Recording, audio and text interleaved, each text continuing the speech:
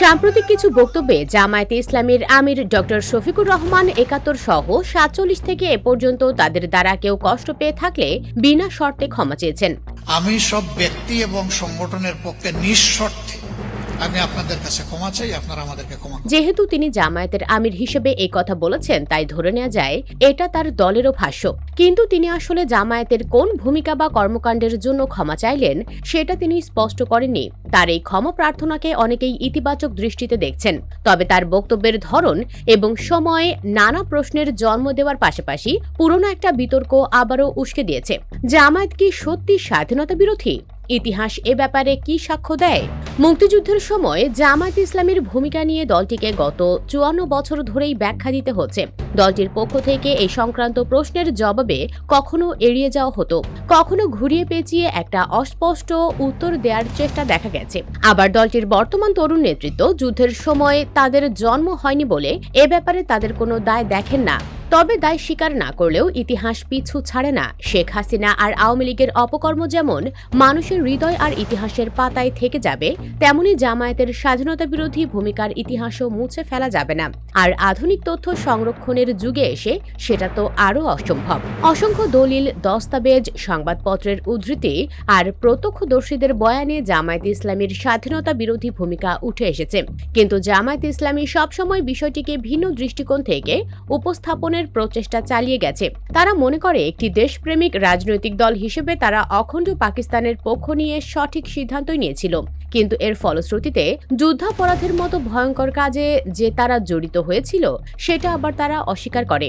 আসুন জামায়াত ইসলামী বাংলাদেশের স্বাধীনতা যুদ্ধের সময় আসলে কি করেছিল সেটা একটু দেখা যাক। জামায়াত ইসলামী দল হিসেবে এবং এর নেতারাও সক্রিয়ভাবে ১৯৭১ সালের মুক্তিযুদ্ধের সময় বাংলাদেশের স্বাধীনতার বিরোধিতা করে অখণ্ড পাকিস্তানের পক্ষে অবস্থান নেন। তখন দলের পক্ষ থেকে পাকিস্তানি শাসকদের সহযোগিতা করার জন্য শান্তি কমিটি গঠন করা হয়।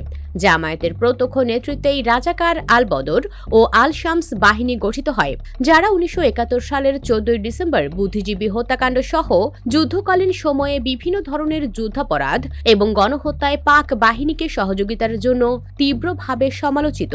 শুধু সহযোগিতাই নয়, এসব বাহিনীর অনেক সদস্য মুক্তিযুদ্ধ চলাকালে নিজেরা ব্যক্তিগতভাবে খুন, ধর্ষণ, লুণ্ঠন বা হত্যার মতো ঘৃণিত কাজে লিপ্ত হয়েছিলেন, যার দায় দল হিসেবে জামায়াতে ইসলামীর ওপরেই বর্তায়।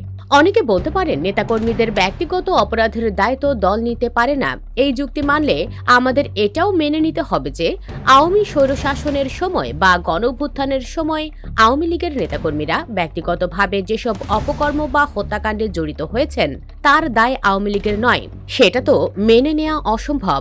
জামায়াত ইসলামী অবশ্য দল হিসেবে যুদ্ধাপরাধের অভিযোগ স্বীকার করে না। এ প্রসঙ্গে দলের ইউরোপ শাখার মুখপাত্র ব্যারিস্টার আবু বকর মোল্লা সম্প্রতি একটি টক শোতে জামায়াতের বিরুদ্ধে অভিযোগ খণ্ডন করে বলেছেন, যে অভিযোগটি করা হয় জামায়াতে ইসলামী গণহত্যা করেছে, নারী ধর্ষণ করেছে, মানবতা বিরোধী অপরাধ করেছে, এটি তো একটি অপ্রমাণিত বিষয়।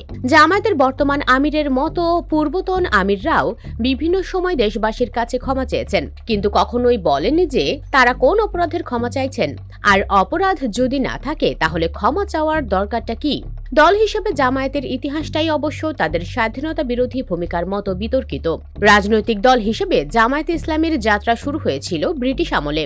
সাইয়েদ আবুল আলা মওদুদী ১৯৪১ সালের ২৬শে আগস্ট লাহোরের ইসলামিয়া পার্কে জামায়াতে ইসলামী হিন্দ নামের সংগঠনটি প্রতিষ্ঠা করেন।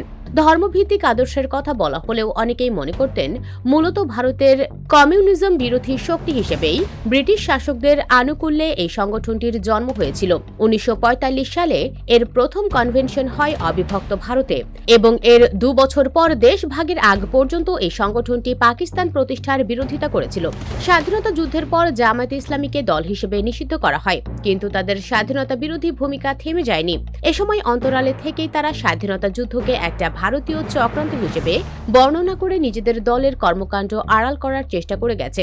ঠিক এখন যেমন করে শেখ হাসিনা ২৪-এর গণঅভ্যুত্থানে হওয়া সহিংসতাকে জামায়াত শিবিরের চক্রান্ত বলে নিজের অপরাধ আড়াল করতে চাইছেন। ইতিহাস আসলে কখনো কখনো অপ্রত্যাশিতভাবে যে কোনো ঘটনার অস্তিত্ব আর কারণ বুঝিয়ে দেয়। বাংলাদেশে দীর্ঘদিন নিষিদ্ধ থাকার পর জামায়াতে ইসলামী নতুন করে রাজনীতি করার সুযোগ পায় ১৯৭৯ সালে। সে সময় ঢাকায় এক সম্মেলনের মাধ্যমে জামায়াতে ইসলামী ইসলামী বাংলাদেশ গঠিত হয় সেখানে গোলাম আজমকে অনেকটা গোপনে আমির করে প্রকাশ্যে আব্বাস আলী খানকে ভারপ্রাপ্ত আমির ঘোষণা করা হয়। তাদের এই অঘোষিত আমির গোলাম আজম 1972 সালে লন্ডনে গিয়ে পূর্ব পাকিস্তান উদ্ধার কমিটি গঠন করেছিলেন। বাংলাদেশের বিরোধিতা ও গণহত্যায় সহায়তার জন্য 1973 সালে যে 38 জনের নাগরিকত্ব সরকার বাতিল করেছিল, গোলাম আজমও ছিলেন তার একজন। 1976 সালে গোলাম আজম নাগরিকত্ব ফেরতের জন্য আবেদন করলেও সে আবেদন প্রত্যাখ্যাত হয়।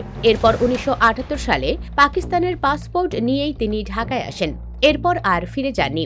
এরপর মাওলানা মতিউর রহমান নিজামী দায়িত্ব নেওয়ার আগ পর্যন্ত মূলত তার নির্দেশনাতেই জামায়াতে ইসলামী পরিচালিত হয়েছে। যে দল একজন চিহ্নিত স্বাধীনতা বিরোধী নেতাকে তাদের সর্বোচ্চ আসন এবং সম্মান দিয়েছে, সেই দলের স্বাধীনতা বিরোধী ভূমিকা নিয়ে প্রশ্ন ওঠাটাই স্বাভাবিক।